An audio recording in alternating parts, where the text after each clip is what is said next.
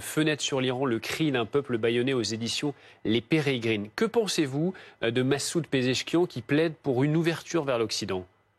En fait, on sait très bien en Iran que le président de la République ne détient pas le vrai pouvoir. Il détient 10% de pouvoir, le pouvoir de façade.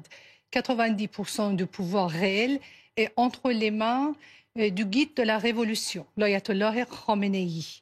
Donc, la question de la relation internationale, la relation entre l'Iran et les États-Unis et les pays de la communauté internationale ne revient pas au président de la République, ça revient au guide de la République islamique.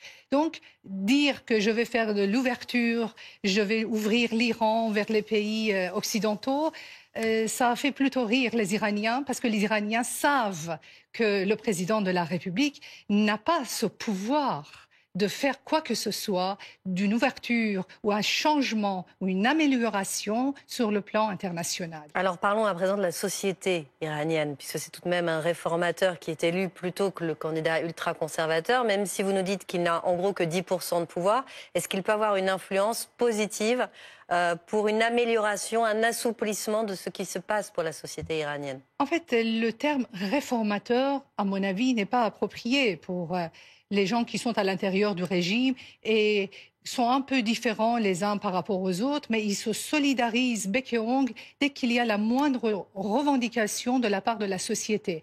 Quelqu'un comme M. Pezeshkian, qui vient d'être élu, c'est celui qui a interdit aux étudiants la spécialisation en gynécologie obstétrique, parce qu'il dit les femmes doivent être soignés par les femmes et les hommes par les hommes. Donc les hommes n'ont pas le droit de spécialiser en gynécologie obstétrique. C'est ce modéré selon les Occidentaux et celui qui dit les femmes qui ne portent pas le voile, il ne faut pas les tuer, il ne faut pas les tabasser, il faut les dresser. Il faut les dresser pour qu'elles portent le voile d'elles-mêmes. Ça veut dire tout simplement, vous et moi qui ne portons pas le voile, c'est qu'on n'a pas été bien dressés. Ça veut dire qu'il est modéré, c'est-à-dire qu'il adoucit ce qu'il dit, mais que sur le fond, pour vous, c'est la même chose? Sur le fond, c'est encore pire, à mon avis. À mon avis, c'est encore pire parce que son discours mensongère peut faire croire aux Occidentaux qu'il y a un changement en Iran, alors qu'on sait très bien, les présidents réformateurs dans le passé n'ont pas fait grand-chose. C'était sous le président réformateur, soi-disant, Rouhani, que 3000 personnes ont été massacrées en 3 jours en 2019. C'était sous le président réformateur, entre guillemets, Khatami, que les étudiants de dortoir de l'université de Téhéran ont été massacrés. Donc, les Iraniens savent qu'il n'y a pas beaucoup de différence. C'est la raison pour laquelle ils se sont pas rendus aux urnes hier. Sur 60 000 bureaux de vote, on a montré 2 ou 3 avec des caméras, la mise en scène de la République islamique, comme quoi il y a des gens qui viennent voter, alors que nous avons reçu des centaines et des milliers d'images, de vidéos des bureaux de vote vides.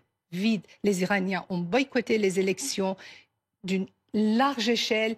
Hier, on n'a pas eu de scène de liesse à la suite de l'élection de président et que les Iraniens, je peux vous garantir, ne sont pas des gens très introvertis. Pour un match de foot, ils sortent dans les rues, ils crient de joie, ils dansent, alors que hier, les gens, vraiment, ils s'en foutaient royalement. Massoud Pezeshkian, il a 69 ans, il est chirurgien de formation, c'est un ancien ministre de la Santé. Dans le pays, c'est une surprise, sa victoire?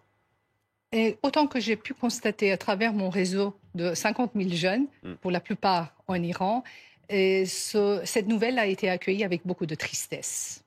Beaucoup de tristesse, parce que les Iraniens pensent que ce régime est un régime extrêmement rusé, est en train de redorer son image, donner une belle image d'elle-même de lui-même vers l'extérieur, ce qui est tout à fait normal, parce que c'est un régime qui est issu d'une révolution. Et les régimes qui sont issus de révolution, ils ont besoin, aussi bien pour leur consommation interne que pour la communauté internationale, de dire que nous sommes soutenus par notre peuple, alors que ce n'est pas le cas de la République islamique.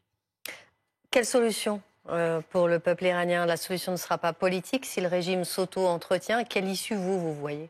Moi, je suis une grande naïve, je suis une grande optimiste. Je compte sur le soutien de la communauté internationale, sur la reconnaissance de la communauté internationale envers la lutte légitime des Iraniens pour la liberté et pour la démocratie.